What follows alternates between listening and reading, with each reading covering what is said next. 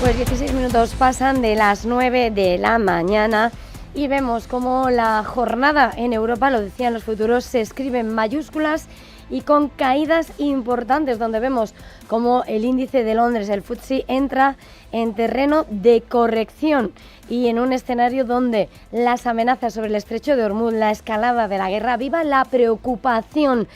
Hay huida del riesgo, los inversores huyen de las bolsas, no encuentran refugio en los bonos. De hecho, el bono a 2 años británico, su rentabilidad sube hasta su nivel más alto. Desde febrero de 2024 tenemos al Bund de referencia en Alemania por encima del 3% y viendo cómo finalmente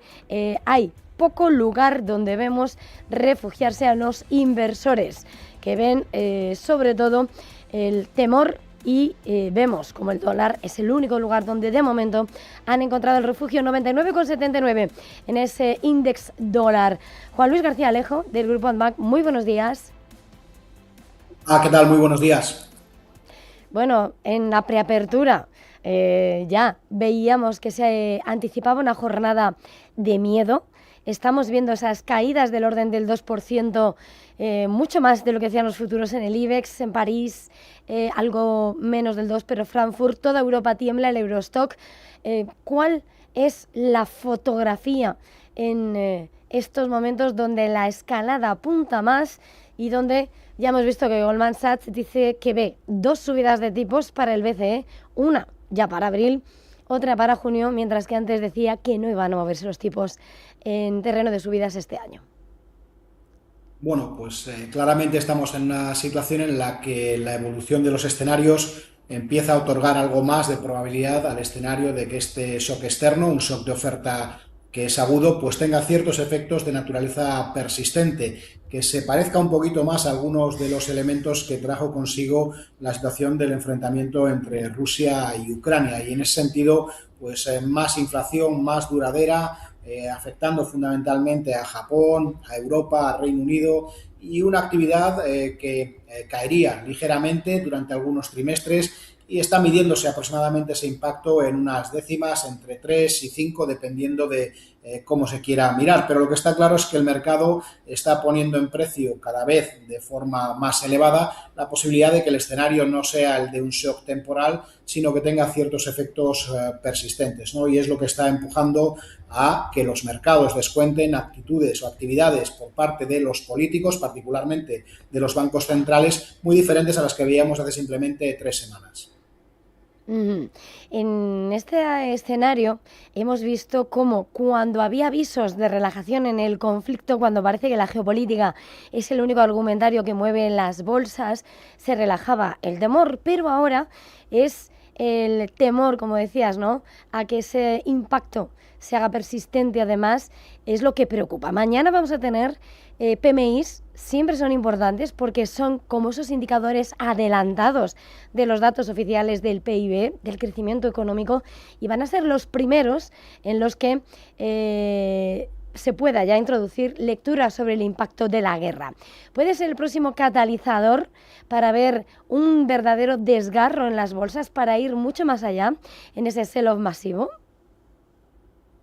Yo creo que fundamentalmente atender a los elementos que han venido guiando hasta ahora el comportamiento de las expectativas sobre los escenarios. Hay que ver cuál es el tránsito alrededor del estrecho de Hormuz, si se cierra completamente o no, cuáles son las declaraciones de los diferentes miembros que están interviniendo en este enfrentamiento, particularmente la actitud de los gobernantes en Irán, que por el momento pues continúa una ligera senda de escalada, y los ataques, su efectividad y la frecuencia de los mismos, que también hemos visto que este fin de semana pues han aumentado en cuanto a la escalada, ¿no? En ese sentido, ninguno de los elementos, cuando analizamos los índices sintéticos de comportamiento de corto plazo del mercado del petróleo, da descanso. Tenemos los que son de más alta frecuencia, pues claramente muy tensos, el petróleo en claro backwardation, el open interest marcando, y también la parte de riesgo de reversión marcando un miedo en el mercado notable, la disrupción física que empieza a aparecer de forma tentativa. En general, indicadores todos ellos que siguen apuntando esa idea de que el escenario central, el del riesgo, el shock externo temporal, pues se diluye un poco. Y en ese sentido hay que seguir estos tres elementos para entender dónde va a acabar. Si esto fuera temporal, probablemente una buena parte de los efectos que estamos viendo revertirían en el plazo de meses. De no ser así, pues el mercado, y es lo que está haciendo ahora, pondría en precio una situación de riesgo inflacionista, fundamentalmente afectando al Reino Unido, a Europa y en algo menor medida a Japón y desde luego en mucha menor medida a Estados Unidos. Precisamente hablas menor riesgo en Estados Unidos. Siempre se ve lo que es la soberanía energética de Estados Unidos, su capacidad de exportación y, por lo tanto, el distinto punto de partida a la hora de enfrentar este conflicto. Sin embargo, JP Morgan ha ajustado a la baja ya su objetivo para el S&P 500 para este escenario, para este año por la guerra, porque claro, al final, si el conflicto se alarga, ya se da por hecho que va a ser más de esas 4 semanas, de hecho estamos en ese momento, y el golpe avanza hacia el lado económico. Hemos visto temblar a Asia, tan sumamente dependiente de la energía, y hemos visto a protagonistas como es Siemens esta mañana decir, oye, que es que están los clientes suspendiendo nuevas inversiones por el aumento de los precios de las materias primas. Yo creo que en un esperar y ver, claro, ¿cómo ves la lectura de cara al mercado americano a la hora de dibujar la estrategia, lo que puede suponer también? Pues mira, yo creo que hay que atender a los elementos básicos de composición de las expectativas de comportamiento de los índices para que la gente lo entienda, el comportamiento y la expectativa de los beneficios empresariales de la prima de riesgo. La prima de riesgo, que además pues estamos viendo cómo crece ligeramente, los tipos de interés, el activo de interés libre de riesgo, estamos viendo cómo repunta el 10 años americano por encima del 4,40 o el Bund por encima del 3,05, el bono italiano por encima del 4%. Y el impacto que decíamos en los beneficios, que en función de la persistencia en cuanto al tiempo del precio del petróleo y otros elementos, pues también el aluminio, la urea, el azufre, hay muchos que se ven implicados, lo que podrían llegar a dar es a revisiones de los beneficios que eliminasen eventualmente las expectativas que teníamos a principio de año. Por tanto, menos beneficios o beneficios cuya perspectiva es mucho más débil, una prima de riesgo y tipos de interés más alto, lo que da necesariamente es una corrección automática de los objetivos de los índices. La clave está en ver si esto se recupera o no. Y como los mercados ya han caído desde prácticamente el 27 de febrero, en mayor o menor medida, de forma significativa, sobre todo pues Europa por encima del doble dígito, Japón por encima del doble dígito, no así Estados Unidos, que en dólares cae alrededor de un 4 o un 5%, pues estamos viendo cómo esto ya se está reflejando. En eventos pasados que sean similares a este, hemos visto que el mercado, ante los escenarios más complicados, todavía caía un poco más, ¿no? Quizá en este sentido lo que sí que es una pequeña buena noticia es que una buena parte del mercado está cubierto para este tipo de situaciones y podría aguantar en cierta medida en el cortísimo plazo. Y estamos viendo, de hecho, que con subidas de la volatilidad, las caídas, siendo por supuesto significativas, no son agudas en la mayoría de los índices, particularmente los europeos. A la hora de mirar índices europeos, y si por ejemplo miramos el gran distintivo de la bolsa española, está la banca, una banca que hoy vemos, bueno, las ventas masivas se extienden a todos los sectores, pero estamos viendo fuertes caídas en ese sector bancario que, por una parte, tiene que asistir a esas probabilidades de subidas de tipos de interés, pero también de lo que puede ser un golpe a la economía por el lado del consumo, por el lado de una inflación, como decías, que se haga persistente y ese componente está inflacionario. ¿Cuál tiene que ser la lectura, la opción a la hora de invertir, a la hora de mirar a ese sector bancario?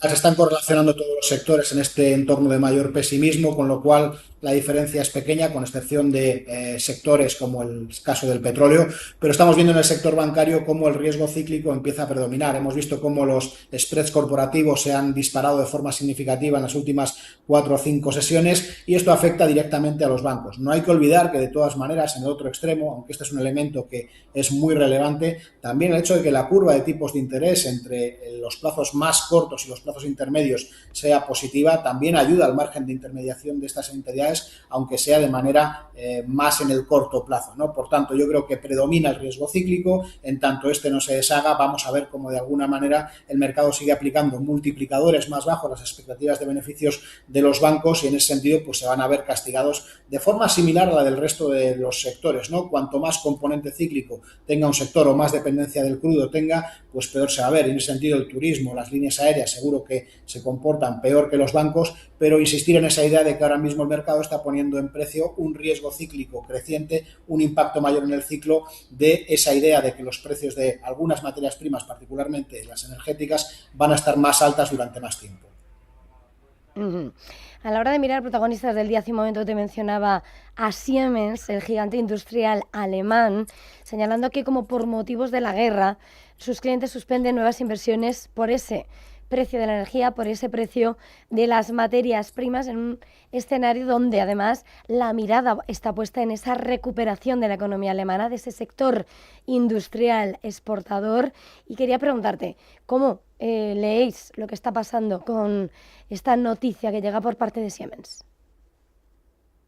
Es un muy buen ejemplo de los riesgos que se empiezan a percibir y a construir en el medio plazo. Uno de los riesgos más relevantes es el de la destrucción de demanda agregada a nivel macroeconómico. Este anuncio de Siemens, pues que viene cayendo desde principios de mes, donde estaba prácticamente en los 170 euros y lo tenemos pues en poco más de 135, es claramente una idea de que múltiplos beneficios y expectativas son menores, pero también ese inicio, esa de alguna manera noticia acerca del riesgo, la posibilidad de empezar a parar inversiones, es uno de los elementos que más miedo tienen los macroeconomistas, en la medida en que sería un riesgo de destrucción de demanda agregada. Y esto entra de lleno con esa idea de que el escenario alternativo al escenario de shock temporal de oferta pues está empezando a ganar terreno. Hay que vigilarlo enormemente porque esto puede ser algo que empecemos a ver que se generaliza dentro de las comunicaciones por parte de las compañías. La mayor cautela es absolutamente obvio, la menor visibilidad acerca de los beneficios también,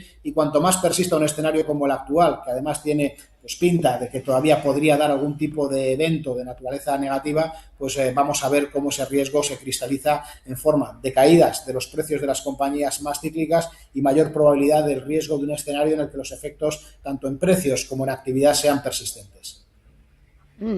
Quería preguntarte también, esta semana en el selectivo vamos a atender a grandes juntas de accionistas y entre ellas va a estar la de Indra, en medio de lo que es luchas internas, presión por parte de la SEPI, movimientos de escribano buscando apoyos, y quería preguntarte, en ese gigante tecnológico de la defensa, ¿qué tan en el punto de atención estaba en este momento de rearme en Europa? ¿Cómo la miráis de cara a esta junta donde las tensiones son tan importantes? Pues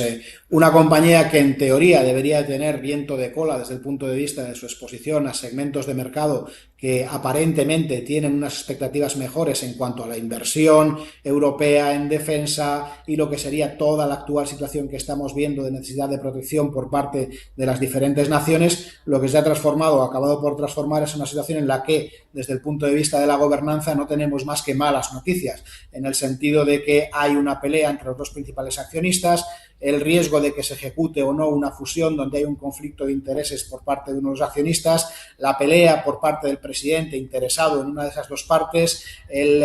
segundo principal accionista, la SEPI, tirando en sentido contrario. En general, esto es lo que ningún tipo de analista o gestor quiere ver en una compañía, un riesgo de que la gobernanza sea, valga la redundancia, absolutamente impredecible e ingobernable. Esto es lo que está arrastrando a esta compañía y que ha hecho que, pues básicamente, desde los niveles de 65 euros haya perdido prácticamente 20 euros desde el principio de mes. Influye el comportamiento del mercado, por supuesto, pero de alguna manera estamos viendo cómo es necesario absolutamente que se le ponga mucho foco a esta cuestión de la gobernanza para tratar de eliminar uno de los factores que podrían ayudar a que la compañía, pues de nuevo, retomase esa senda que viene teniendo ya desde hace trimestres, en la que la hemos visto crecer al calor de vientos de cola en cuanto a lo que sería el gasto fiscal y la inversión en defensa.